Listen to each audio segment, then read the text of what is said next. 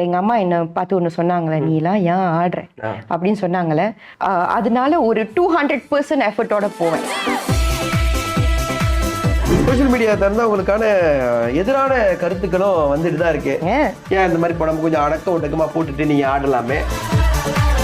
கால், அதாவது ஒரு பிராங்க் கால் வர்றது, இந்த மாதிரி நம்மள கொஞ்சம் ஆபாசமா பேசுறது, இந்த மாதிரி விஷயங்கள் இதெல்லாம் என்ன பாதிப்பு கொடுக்கும்னா, திருமணத்துக்கு முன்னாடி ஆக்சுவலி நான் வந்து ரொம்ப ஒரு லோ கான்ஃபிடென்ட்டாக இருந்தேன். நம்ம என்ன செய்ய முடியுமா, ஒரு கான்ஃபிடென்ட் கொடுத்தது என்னோட கணவர். சரி நீ செய், உன்னால முடியும்.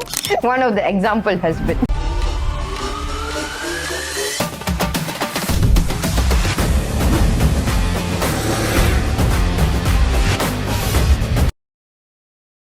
நம்பிக்கை நேயர்களுக்கு ஸ்டார் வணக்கம். நம்பிக்கை ஸ்டார்ல இந்த மலேசியால சோஷியல் மீடியால மிகவும் புகழ்ல இருக்கக்கூடியவங்களை சந்திச்சுட்டு இருக்கிறோம்.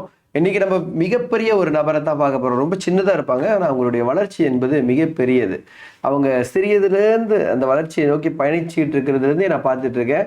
எனக்கே தெரியாத விஷயங்கள் நிறைய இருக்கு, நீங்களும் தெரிஞ்சுக்கணும்னு ஆசைப்படுவீங்க அப்படின்னு நம்புறேன். இன்னைக்கு நம்மோடு இணைகின்றார் துபாஷினி நாயர். சந்திப்போம் அவரை. வணக்கம் துபா. வணக்கம். எப்படி இருக்கீங்க? நல்லா இருக்கேன். நர்வஸா இருக்கீங்களா? லைட்டா. என்ன கேட்க போறீங்கன்னு தெரியல. யதார்த்தமான கேள்விகள், இயல்பான கேள்விகள் தான் கேட்க போறோம். முதல்ல சொல்லுங்க துபா, எந்த ஊர் நீங்க, எங்க பிறந்தீங்க, எங்க வளர்ந்தீங்க, உங்களுடைய இந்த தொடக்க காலத்தை சொல்லுங்களேன். சரி, என்னோட ஊரு தெரிஞ்சுக்கணும். ஓகே, கண்டிப்பா. நான் வந்து ஒரு சிறிய ஒரு ஊர்ல தான் பிறந்தேன். அதாவது ராவ் பாஹாங்ல இருந்து பிறந்து வளர்ந்து இன்னைக்கு இங்க உட்காந்துருக்கேன். ரவுப் எப்படி இருக்கு? நல்லா இருக்கு. ரவுப்ல என்ன ஸ்பெஷல் அங்க? டுரியன். டுரியானா? ஆனா ஒவ்வொரு தடவை வரும்போது எங்களுக்கு மட்டும் டுரியான் கிடைக்கவே மாட்டேது. நீங்க சீசன்ல வரணும். எப்ப அந்த சீசன் சொல்லுங்க, நான் தெரிஞ்சுக்கிறேன். எப்பன்ட்டு ஒரு டிசம்பர் நவம்பர்ல வந்தீங்கன்னா நல்லா சாப்பிடலாம். டிசம்பர் நவம்பர் நிறைய மாசம் இருக்கு, ஒரு 6 மாசம் இருக்கு, நம்ம தேடி போவோம். கண்டிப்பா. துபா சொல்லுங்க துபா, நீங்க இப்ப இந்த ஜும்பா, இந்த ஃபிட்னஸ் ட்ரைனிங் இதுக்குள்ள வந்து எப்ப வந்தீங்க? எந்த வருஷத்துல நுழைஞ்சீங்க இதுக்குள்ள? எந்த வருஷத்துல நுழைஞ்ச ஆக்சுவலி நான் இதுக்கு முன்னாடி பார்ட் டைமா தான் செஞ்சிட்டு இருந்தேன். உண்மையா சொல்லணும்னா இதை வந்து எனக்குன்னு ஆரம்பிச்ச ஒரு விஷயம். இதுக்கு முன்னாடி பொய் ஏதாவது சொல்லிருக்கீங்க? உண்மையா சொல்லணும்னா எனக்குன்னு ஆரம்பிச்ச ஒரு விஷயம். நான் சொந்தமா உடல் பயிற்சி செய்யணும் அப்படின்னு செஞ்சுக்கிட்டு இருந்த ஒரு விஷயம். அப்படி பார்த்தீங்கன்னா அது வந்து ஒரு 9 வருஷத்துக்கு முன்னாடி. அதுக்கப்புறம் அந்த கிளாஸஸ்க்குலாம் போயிட்டு இருக்கும் போது அங்க இருக்கிற ஒரு இன்ஸ்ட்ரக்டர் வந்து என்கரேஜ் பண்ணாங்க, இந்த மாதிரி நீங்க ஏன் சர்டிஃபைடா ஆகக்கூடாது அப்படின்ட்டு. சரி சொல்றாங்களேன்னு போயிட்டு அந்த லைசன்ஸ் எடுத்து கொஞ்ச நாள் தூங்க வச்சிட்டு இருந்தேன். அப்புறமா வேலை செஞ்சுக்கிட்டு அப்புறம் கொஞ்சம் கொஞ்சமா செஞ்சுக்கிட்டு ஒரு ஜேர்னி கேட்டிங்கன்னா இது 9 இயர்ஸ் 9 வருஷம். இந்த ஃபிட்னஸ், இந்த ஜும்பா அதெல்லாம் இருக்கு இல்லையா, இது எப்படி இந்த ஆர்வம் எப்போ வந்துச்சு உங்களுக்கு? சிலருக்கு வந்து நடனம் என்பது வந்து சிறு வயசுலேயே, நான்லாம் பார்த்தீங்கன்னா ஒரு பெரிய டான்ஸர் 6 வயசுலேயே ஆட ஆரம்பிச்சிட்டேன். அந்த மாதிரியா இல்லை நீங்க எப்படி, எப்போ ஆட ஆரம்பிச்சீங்க, எப்போ வந்து அதை ப்ரொஃபஷனலா அந்த அந்த எண்ணம் எப்போ வந்தது? ஓகே, இது இப்போ உண்மையை சொல்லணும்னா உண்மையதான் சொல்றேன், உண்மையை தவிர வேற எதுவும் சொல்லக்கூடாது. உண்மையை மட்டும் தான் பேசணும்னா ஆக்சுவலி 6 வயசு 7 வயசுல இருந்தே ஆடுனது உண்டு, வீட்டுல ஆடுறது. ஆனா எங்க அம்மா அப்பா என்ன சொல்லுவாங்க, நீலாம் ஏன் ஆடுற, ரொம்ப கேவலமா இருக்கு அப்படின்னுவாங்க. ஆடாத, தயவு செஞ்சு ஆடாத அப்படின்னுவாங்க. அப்புறம் எங்க அம்மா கிட்ட வந்து போயிட்டு எனக்கு பரதம் கிளாஸ்ல சேர்த்து விடுங்க, எனக்கு ஆடணும்னு ஆசையா இருக்கு அப்படின்னு. நீ படிக்கிற வேலையை பாரு, எல்லா வீட்டுலயும் சொன்ன ஒரு விஷயம். அப்புறம் அதோட வந்து அந்த ஆட்டத்துல வந்து அவ்வளோ இன்ட்ரெஸ்ட்லாம் இல்லை. ஆனா ஸ்போர்ட்ஸ் போவேன், வாலிபால் ஆடுறது அந்த மாதிரிலாம் இருந்துச்சு.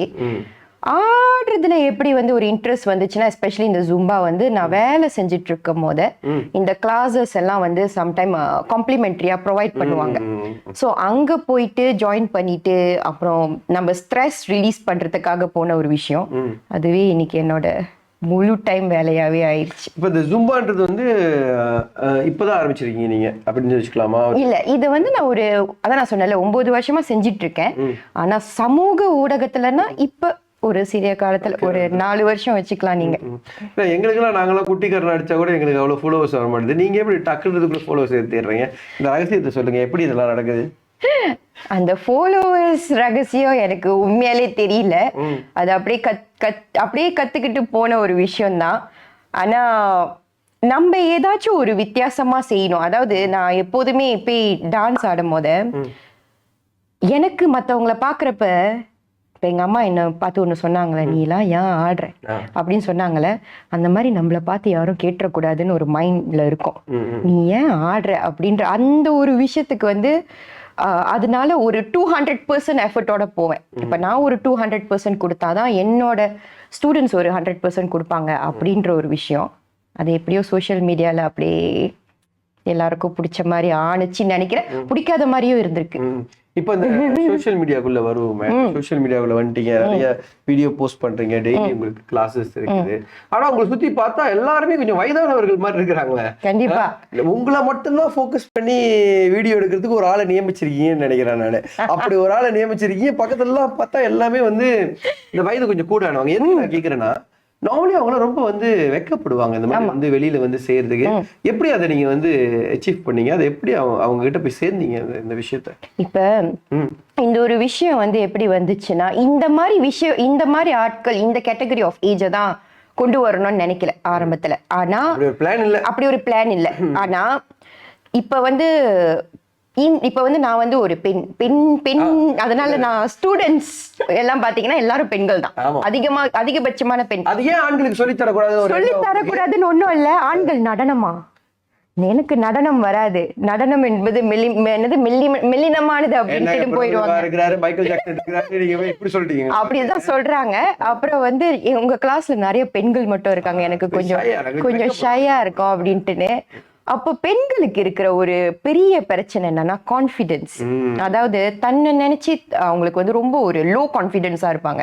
இப்ப எனக்கே அப்படிதான் இருந்துச்சு. இப்ப நான் வந்து முதல் சமூக ஊடகத்துல வரம்ப என் முகத்தை யாராவது பார்ப்பாங்களா, நான் பேசினா யாராவது கேட்பாங்களா அப்படின்னு ஒரு தாட் எனக்கே இருந்துப்பேன். அப்ப மத்தவங்களுக்கும் அது இருக்கும். அப்போ நம்ம கிளாஸ்ல வந்து சில பேர் வந்து வந்து ஒரு 20 வயது 30 வயது அப்படி எல்லாம் வந்துகிட்டு இருக்கிறப்ப ஒரு 40 வயது பெண்மணி ஒரு 45 வயது அவங்களுக்கு வந்து கேட்டாங்க, இந்த மாதிரி என்னையும் சேர்த்துக்குவீங்களா உங்க கிளாஸ்ல அப்படின்னு. எனக்கு கேள்வி, ஏன் முடியாது, வாங்க பிரச்சனை இல்லையே. இல்லை எனக்கு இந்த மூட்டு வலி இதெல்லாம் இருக்கு, ஆட முடியுமான்னு தெரியல. உங்களால என்ன முடியுமோ அதை வந்து செய்யுங்க. அதுக்கப்புறம் நீங்க வர நீங்க எது முடியுமோ அதை செய்யுங்க. ஸோ இப்படி உருவாக்குனது தான். அப்போ வந்து அவங்க வந்து ரொம்ப ஒரு ஹாப்பியா வந்து வருவாங்க கிளாஸுக்கு. ஒரு கான்ஃபிடென்டா இருந்தாங்க. அப்புறம் உங்க உடலும் மாற ஆரம்பிச்சிச்சு. இப்படி ஆரம்பிச்ச ஒரு விஷயம். ஸோ மேபி நான் என்ன கொடுக்குறேன்னா கான்ஃபிடென்ஸ். அதாவது நீங்களும் செய்யலாம் அப்படின்ற ஒரு கான்ஃபிடென்ட். ஆமா. எவ்வளவு பேர் அந்த மாதிரி சேர்த்து வச்சிருக்கீங்க இப்போ நீங்க? டோட்டல் ஸ்டூடெண்ட்ஸ் கேக்குறீங்களா? இல்ல அந்த ஏஜ்ல இருக்கிறவங்க மட்டும் கேக்குறேன். என்னோட 80% ஸ்டூடெண்ட்ஸ் எல்லாமே 40s above தான். 40s to 60s. அதுக்கப்புறம் 20s 30s இதெல்லாம் இருக்காங்க.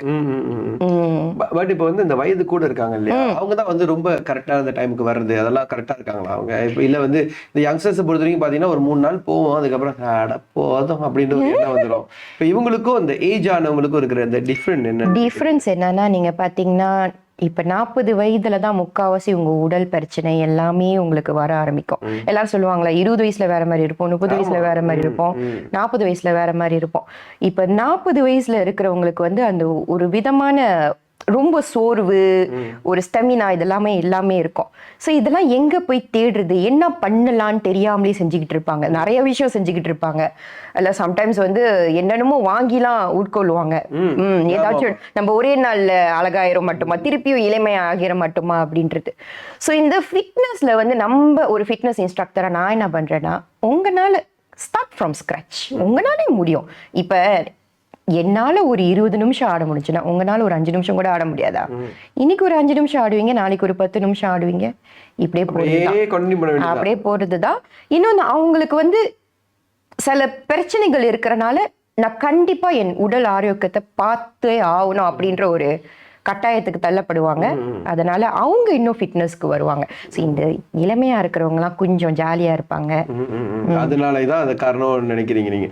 சரி, இப்ப வர உங்க ஸ்டூடெண்ட்ஸ் எல்லாத்தையுமே அப்படியே ஒரு ஃபேமிலி மெம்பர் மாதிரி ஆக்கிறீங்களா? இப்ப அடிக்கடி டூர் போறீங்க, அடிக்கடி பாட்டு போறீங்க, அடிக்கடி பிளான் பண்றீங்க, எங்க கூட்டிட்டு போறீங்க, இதெல்லாம் என்ன ஐடியா? அதெல்லாம் இந்த ஐடியா முத என்ன வந்துச்சுன்னா, எப்ப பார்த்தாலும் வந்து கிளாஸுக்கே வந்துட்டு ஃபிட்னஸே செஞ்சுக்கிட்டு ஸ்வெட்டிங் பண்ணிக்கிட்டு அது மட்டும் செஞ்சுக்கிட்டு இருந்தா எனக்கு என்ன பர்சனலா ஒண்ணு கேட்டீங்கன்னா, எனக்கு ஒரே விஷயத்த ஒரே மாதிரி செய்யறது எனக்கு பிடிக்காது, என்னோட பர்சனல். ஸோ அதனாலே இவங்களுக்கு வந்து சரி இப்போ நம்ம வந்து ஜும்பா செய்கிறோம், அடுத்து என்ன செய்யலாம், அடுத்து எங்கே போகலாம், அப்போ ஒரு ஒரு 2-3 பேர் நம்ம எங்கேயாவது போகலாமா, எங்கேயாவது போய் தங்கலாமா, நம்ம பெண்கள் மட்டும் அப்படின்ட்டுன்னு. சரி போகலாமே, ஆனால் அங்கே போயிட்டு சும்மா தங்க வேணாம், நம்ம வேற ஏதாவது ஆக்டிவிட்டி பண்ணலாம், ஒரு ஃபிட்னஸ் ஆக்டிவிட்டி பண்ணலாம், ஒரு ஹார்ட் டு ஹார்ட் ஷேரிங் பண்ணலாம். ஸோ இந்த டூர்லாம் நீங்கள் கேட்டிங்கன்னா இப்போ என் கிளாஸில் சில பேர் வீட்டு விட்டே வெளியாகாத ஆட்கள், அதாவது கல்யாணம் பண்ணி பிள்ளைலாம் பிறந்தோன்னே நான் வெளியவே ஆவறதில்ல, எங்கேயுமே போறதில்ல, இப்போ இந்த மாதிரி ஒன்று செஞ்சீங்கன்னா இது மட்டும்தான் என்னோட பிளாட்ஃபார்ம் அப்படின்னு சொல்றப்ப அதே வருஷமா செய்ய ஆரம்பிச்சோம். இதோட எங்களுக்கு இது 4வது வருஷம். தொடர்ந்து செஞ்சுட்டே இருக்கீங்க. தொடர்ந்து செஞ்சு அப்படி இருக்கு. கடவுள் புண்ணியத்துல நல்ல ஆதரவு. சரி, இப்போ முக்கியமான ஒரு கேள்வி கேட்கணும். சோஷியல் மீடியா திறந்தா உங்களுக்கான எதிரான கருத்துக்களும் வந்துட்டு தான் இருக்கு. ஃபிட்னஸ் பண்றீங்க, அதுக்கு ஏன் இப்படிதான் ட்ரெஸ் போட்டு ஆடணுமா, ஏன் இந்த மாதிரி படம் கொஞ்சம் அடக்க ஒட்டக்கமா போட்டுட்டு நீங்க ஆடலாமே, ஏன் வந்து இந்த மாதிரியான கருத்துக்களை துபாஷினி எப்படி பாக்குறாங்க இல்ல எப்படி எடுத்துக்கிறாங்க? ஓகே, இதுக்கும் நான் உண்மையை சொல்லணும். உண்மையை என்ன சொல்லணும்னா, இப்ப நான் பேசின விஷயம் எல்லாம் பாசிட்டிவான விஷயம். இப்ப இதுல இருக்கிற நிறைய நெகட்டிவிட்டி பாத்தீங்கன்னா இந்த மாதிரி ஒரு நெகட்டிவிட்டி ஆரம்பத்துல நிறைய பெர்சன்டேஜ் பாத்தீங்கன்னா 50% நான் சொல்லுவேன். 50% நெகட்டிவிட்டி கண்டிப்பா இருக்கு. இப்ப ஆரம்பத்துல நான் தான் சொன்னேன், நானும் ஒரு சின்ன கிராமத்துல இருந்து பிறந்து வளர்ந்து கேளுக்கு வந்து இதெல்லாம் செஞ்சுக்கிட்டு இருக்கிறப்ப முது சோசியல் மீடியா ஏன்னா நம்மளை பார்த்து இப்படி சொல்லிட்டாங்க அப்படின்ற ஒரு மனசுல யாரோ கத்திய வச்சு இறக்குன மாதிரி, ரொம்ப டீப்பா இறக்குன மாதிரி, ஏன்னா நம்ம என்ன பண்றோம் அப்படிலாம் தோணி இருக்கு. அப்புறமா இந்த ஃபிட்னஸ் இப்ப நீங்க சொன்னீங்களே, ஏன் இப்படி போட்டுட்டு பண்ணலாமா, இப்படி பண்ணணும்னு அவசியம் என்ன நீங்க சொன்னீங்களா? இல்ல எனக்கு புரியல, என்ன நீங்க சொன்னீங்களே, நீங்க என்ன சொல்றீங்க, அதாவது மத்தவங்க சொன்னாங்க கேக்குறாங்க அப்படின்ற ஒரு விஷயம். இப்ப என்னன்னா, ஏன் அந்த மாதிரி ஒரு ஐடியானா, என்னோட கிளாஸஸ் இப்ப நீங்க சொன்னீங்களா அந்த கிளிப்ஸ் எல்லாம் பாக்குறீங்க, அது ஒரு 30 seconds 1 minute 2 minute மட்டும் தான் போடுவோம். ஆனா அந்த கிளாஸஸ் நார்மலி நம்ம 1 hour 2 hours செய்வோம். இப்ப நீங்க பாத்தீங்கன்னா அந்த கிளாஸஸ்ல நான் கொடுக்குற எனர்ஜி இருக்குல்ல, அந்த 1 hourக்கும் 2 hourக்கும் அதே எனர்ஜில தான் இருப்போம்.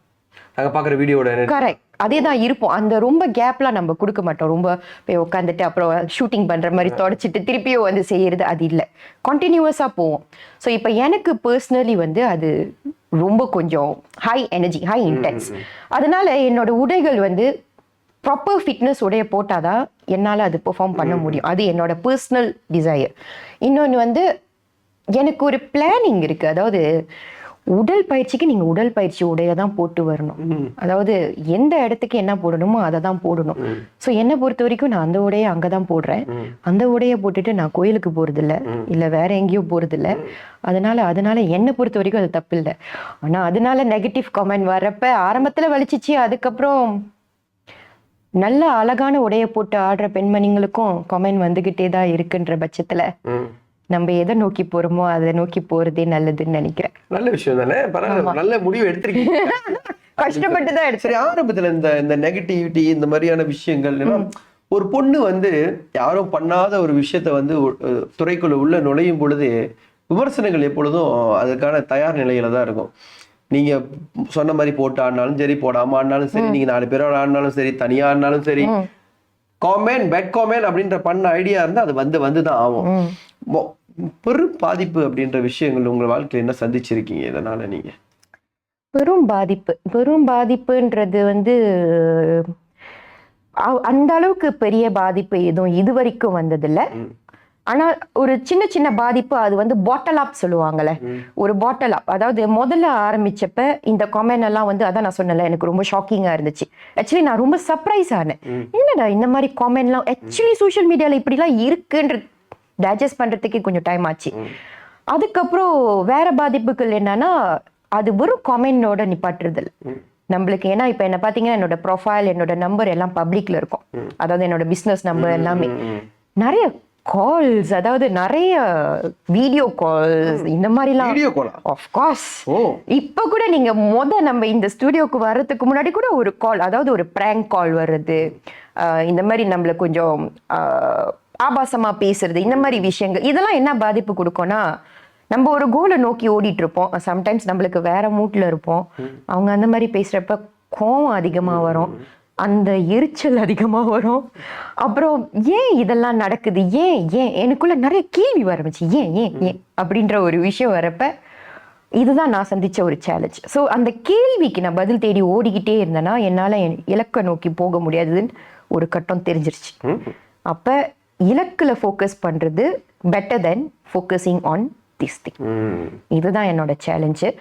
மற்றபடி உண்மையாக சொல்லணும்னா என்னோட ஃபேமிலி, என்னோட கணவர், இவங்கெல்லாம் ரொம்ப சப்போர்ட்டிவ். கணவரை பற்றி சொல்லுங்க. கணவரை பற்றி என்ன சொல்லணும்னா, என் கணவர் பேர் வந்து ரமணன். கணவர் வந்து சோஷியல் மீடியாவில் இல்லாத ஒரு பர்சன், அதாவது ஒரு லைம்லைட் விரும்பாத ஒரு பர்சன். நிறைய பேர் அந்த விஷயம் பார்க்கும்போது இது கணவர் எப்படி சம்பாதிக்கிறாரு, அவருக்கு வந்து என்ன இது, அவர் எப்படி விட்டுட்டு இருக்காரு, கண்டிப்பா உங்ககிட்டயே வந்திருக்கும் அந்த கேள்விகள் சுத்தி சுத்தி வரும். நேரம் அவரை போய் பாயிண்ட் பண்றது அப்படின்ற விஷயம் சொல்லுங்க எங்கள்கிட்ட. அவர் எந்த அளவுக்கு உங்களுக்கு சப்போர்ட்டா இருக்காரு? ஆக்சுவலி ஆரம்ப கட்டத்துல இருந்து நான் ஸ்கிராச்ல இருந்து உண்மையை சொல்ல போனோம்னா நான் இன்னும் அதிகமா ஓட ஆரம்பிச்சது என்னோட திருமணத்துக்கு அப்புறம் தான். திருமணத்துக்கு முன்னாடி இல்ல. திருமணத்துக்கு முன்னாடி ஆக்சுவலி நான் வந்து ரொம்ப ஒரு லோ கான்ஃபிடென்டா இருந்தேன். நம்ம என்ன செய்ய முடியுமா, ஒரு கான்ஃபிடென்ட் கொடுத்தது என்னோட கணவர். சரி நீ செய், உன்னால முடியும். அப்புறம் இந்த சேலஞ்சஸ்லாம் வரப்ப அவரும் கொஞ்சம் தடுமாறினார் தான், என்னடா நம்மள பார்த்து இப்படி பேசுறாங்களே அப்படின்னு. அப்புறம் ஒரு கட்டம் 2 பேரும் உட்காந்து பேசினப்ப இதெல்லாம் பார்ட் அண்ட் பசல்ஸ் ஆஃப் லைஃப்னு சொல்லுவாங்களே, அது மாதிரி தான். அவர் வந்து ஒரு மைண்ட் செட்ல உனக்கு நீ என்ன இலக்குனா, உனக்கு நீ ஃபிட்னஸ் செய்யற, உனக்கு ஒரு பேஷன் இருக்கு, இது உன்னோட கரியர். ஸோ அதை நோக்கி ஓடுறப்ப நீ எவ்வளோ தூரம் வேணாலும் ஓடு, அதை பற்றி நான் எதுவுமே சொல்ல மாட்டேன். ஆனால் பிரச்சனைகள் வராத அளவுக்கு இருந்தால் ஓகே, அவ்வளோதான். அது மற்றபடி அவர் ஒரு சப்போர்ட்டிங் பர்சன். ஒரு இந்த காலத்தில் வந்து ஒரு நம்மளோட சொசைட்டியில் ஒரு ஆண் வந்து ரொம்ப ஓப்பன் மைண்டடாக இருக்கிறது ரொம்ப குறைவு. என்னோட அனுபவத்திலேயே ரொம்ப குறைவு. என் கணவர் அப்படி இருப்பாரா இல்லையான்னு எனக்கும் ஒரு கேள்வி இருந்துச்சு. கல்யாணம் திருமணம் பண்ணோன்னு ஆஹா இவர் ஓப்பன் மைண்டடா இருப்பாரா, இல்லை நம்மளுக்கு ஏதாவது பிரச்சனை வருமா. ஆனால் is actually very open minded. நிறைய விஷயத்துல சப்போர்ட் பண்ணியிருக்கேன். கணவருக்கு ஏதாவது சொல்லணும், என்ன சொல்லுங்க, சும்மா சொல்லுங்க. தேங்க்யூ தேங்க்யூன்னு சொல்லுவேன். இன்னொன்று வந்து கணவர் எப்போதும் சொல்லுவாரு, நான் வந்து ஒரு காமன் ஹஸ்பண்டா இருக்கக்கூடாது, எப்போதும் ஒரு எக்ஸாம்பிள் ஹஸ்பண்டா இருக்கணும்னு ஆசைப்படுறேன்னு. So I think is one of the example husband. அவர்கிட்ட சொல்லுங்க. One of the example husband. சரி, இறுதியா அவங்ககிட்ட ஒரு கேட்கணும்னு நினைக்கிறேன் துபா. இப்ப எவ்வளவு விஷயம் பேசிட்டோம் இல்லையா, இந்த சோசியல் மீடியாவுல நிறைய பேர் வருவாங்க. இந்த உங்களுக்கு எதிரான வந்து விமர்சனங்களை வந்து அவங்களுக்கும் வரும், அவங்களாம் அதை அக்செப்ட் பண்ண முடியாது, ஓடிடுவாங்க இல்லையா. அவங்களுக்குலாம் நீங்க என்ன சொல்லணும்னு நினைக்கிறீங்க? குறிப்பா உங்கள் ஏஜ்ல இருக்கிற பெண்கள் வர்த்தகத்துறைக்கு வரணும், உங்க துறைன்னு இல்லை, ஏதாவது ஒரு துறைக்கு வரணும், சாதிக்கணும்னு நினைக்கிறவங்களுக்கு உங்களுடைய தாட், உங்களுடைய அறிவுரைனா என்ன சொல்லுவீங்க? அறிவுரைனா ரொம்ப சிம்பிள். ஒண்ணு இல்ல, ரெண்டு அறிவுரை. இப்ப என்னன்னா நிறைய பேர் வந்து ஆம்பிஷன் கேட்டீங்கன்னா, இப்போ உள்ள கரண்ட் இதுல வந்து நான் ஒரு டிக்டாக்கர் ஆகணும், ஒரு யூடியூபர் ஆகணும், அதான் ஆம்பிஷன் நிறைய கேட்குறேன்.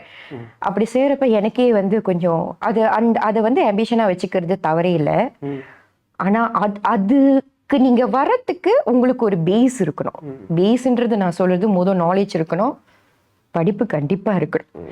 இதெல்லாம் இல்லாம ஒரு டிக்டாக்கர், ஒரு இன்ஃப்ளூயன்சர் ஆகிறது வந்து ரொம்ப சந்திப்பீங்க. அதாவது நீங்க இந்த மாதிரி சேலஞ்சஸ் பார்க்கறதுக்கு கொஞ்சம் உங்களுக்கு ரொம்ப கஷ்டமா இருக்கும். இன்னொன்று, ரெண்டாவது விஷயம், இந்த மாதிரி சேலஞ்சஸ் வருது, இந்த மாதிரி நெகட்டிவிட்டி வருது அப்படின்னா இப்போ ஓடுறதோட நிறைய நின்று சண்டை போடுறாங்க. ஸோ சண்டை போடுறது தவறில்லை, திருப்பி பேசுறது தவறில்லை. ஆனால் எதுக்காக பேசுகிறோம், என்ன பேசுகிறோம் அப்படின்னு தெரிஞ்சுக்கிட்டு நீங்கள் உங்கள் பாத்தில் சரியாக தான் போறீங்கன்னா அதுலேயே போய்கிட்டு இருங்க. மற்றவங்க சொல்கிறத நம்ம கேட்க ஆரம்பித்தோன்னா நம்ம it's forever no ending. So உங்கள் பாத்தில் நீங்கள் கரெக்டாக இருந்தீங்கன்னா மற்றது எல்லாமே கரெக்டாக தான் இருக்கும். துபா, இறுதியா இன்னொரு கேள்வி துபா. உங்களோட இந்த ஜேர்னில யாருக்கெல்லாம் நீங்க நன்றி சொல்லணும்னு நினைக்கிறீங்க? இந்த தருணத்தை பயன்படுத்தி இவங்களுக்குலாம் நான் நன்றி சொல்லணும் அப்படின்னு நினைச்சீங்கன்னா யாருக்கு நன்றி சொல்லுவீங்க? உங்களுக்கு நன்றி சொல்லிக்கிறேன். உங்களுக்கு நன்றி சொல்லிக்கிறேன். ஏன்னா இன்னைக்கு இந்த பிளாட்ஃபார்ம் உருவாக்கியிருக்கு. தயாளனுக்கு ரொம்ப நன்றி. அதுக்கப்புறம் நன்றி வந்து கண்டிப்பா ரெண்டாவது வந்து என்னோட ஸ்டூடெண்ட்ஸ்க்கு, என்னோட மாணவர்களுக்கு. அதாவது இவ்வளோ தூரம் சப்போர்ட் பண்ற நிறைய பேர் இருக்காங்க. கான்ஃபிடென்ட்டா இருங்கன்னு சொல்லிடலாம், ஆனால் எஸ் நாங்களும் கான்ஃபிடென்ட்டாக இருக்கோம் அப்படின்னு வந்து என் கூட நிற்கிறவங்களுக்கு தேங்க்யூ ஸோ மச். மூணாவது என்னோட பேக் போன் எனக்காக நிறைய வேலைகள் செய்கிற சில பேர் இருக்காங்க, என்னோட வீடியோ எடுத்து கொடுக்குறவங்க. அப்புறம் சில கிளாஸஸ் சம்டைம்ஸ் என்னால் ரன் பண்ண முடியாது, இன்ஸ்ட்ரக்டர்ஸ் இந்த மாதிரி இவங்களுக்கெல்லாம் தேங்க்யூ ஸோ மச். அப்புறம் இந்த சோஷியல் மீடியாவில் நெகட்டிவை விடுங்க, இந்த பாசிட்டிவ் காமெண்ட் வந்து போடுறாங்கல்ல, லைக் போடுறாங்க, யூஆர் டூயிங் குட். நம்ம எப்போதும் நெகட்டிவை பற்றி மட்டும் ஏன் பேசிக்கிட்டு இருக்கோம்? பாசிட்டிவ் காமெண்ட்ஸ் போடுறவங்க யாருமே கண்டுக்க மாட்டோம். At the end of the day you're doing very good. எனக்கு இன்னைய வரைக்கும் காமெண்ட் வந்துகிட்டு இருக்கு. ஸோ அவங்களுக்கு big shout out, thanks. Okay, மன்னிக்கணும், 3 தடவை சொல்லிட்டேன் இறுதி கேள்வின்னு. அப்போ இதுதான் இறுதி கேள்வி. துபாவோட இலக்கு தான் என்ன? துபா என்ன லட்சியம் வச்சிருக்காங்க? லட்சியம் நிறைய இருக்கு. ஒரு லட்சியம் என்னன்னா, நம்ம ஒவ்வொரு ஸ்டேட்லயும் ஒரு ஸ்டூடியோ உருவாக்கணும். மலேசியாவில் இருக்கிற ஒரு ஸ்டேட்டு. அப்புறம் இந்த மாதிரி ஸ்பாட்ஸ் அட்டையர் அவுட்லெட் ஒன்று உருவாக்கணும். ஒரு கஸ்டமைஸ் ஸ்பாட்ஸ் அட்டையர் அவுட்லெட்ஸ். அதாவது இப்போ சில பேர் உடன் பருமனாக இருக்கிறவங்க எங்கே போய் என்ன ஸ்பாட்ஸ் அட்டையர் வாங்குறது தெரில, எப்படி வாங்குறது தெரில. ஸோ என்னோட பெரிய ஒரு பெரிய இலக்குனா, அவங்க நம்ம அவுட்லெட்க்கு வந்தோடனே அவங்க உடம்புக்கு தகுந்த மாதிரி ஒரு ஸ்பாட்ஸ் அட்டையர் அவங்க வாங்கிட்டு சந்தோஷமா போகணும். அது உருவாக்கணும். கண்டிப்பா நீங்க நினைச்சதெல்லாம் நடக்கும். தேங்க்யூ. மீண்டும் நம்ம அடுத்த இன்டர்வியூ சந்திப்போம். நீங்க இன்னும் மேன்மேலும் வளர்ந்துகிட்டே இருப்பீங்க. அந்த வளர்ச்சியை நாங்க பார்த்துட்டே இருப்போம். அந்த வளர்ச்சியோட மட்டும் இல்லாம உங்களுடைய வெற்றியை நோக்கியும் இந்த நம்பிக்கை உங்களுக்கு எங்களுடைய வாழ்த்துக்களை தெரிவிச்சுக்கிட்டு. நன்றி. இன்று நமது நம்பிக்கை ஸ்டார் அரங்குல துபாஷினி நாயர் அவர்கள் வந்திருந்தார்.